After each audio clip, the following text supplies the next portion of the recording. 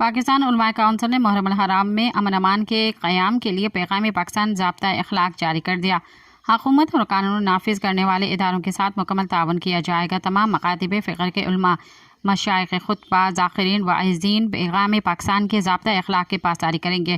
اعلامیے کے مطابق چیئرمین پاکستان علماء کونسل حافظ محمد طاہر اشرافی کی زیر صدارت پاکستان علماء کونسل کا اجلاس ہوا، جس میں محرم الحرام میں انتہا پسندی، دہشت گردی اور شدت پسندی کے خاتمے کے لیے تمام مکاتب فکر کی مشاورت کی گئی۔ تمام مکاتب فکر کے علماء، مشائخ، خطبہ، ذاکرین اور واعظین پیغام پاکستان کے ضابطہ اخلاق کی پاسداری کریں گے۔ حکومت اور قانون نافذ کرنے والے اداروں کے ساتھ مکمل تعاون کیا جائے گا۔ اجلاس میں اسرائیل اور امریکہ کی طرف سے ایران پر حملے کی شدید مذمت کی گئی اور شرکاء نے کہا کہ اسرائیل جارحیت کا جواب دینا ایران کا عالمی قوانین کے مطابق حق ہے۔ حکومت پاکستان کا موقف پاکستان کے عوام اور عالم اسلام کے مسلمانوں کی ترجمانی ہے۔ سبسکرائب کیو عوامی نیوز HD کے تازہ ترین خبروں لا ॾिसंदा रहो عوامی نیوز HD۔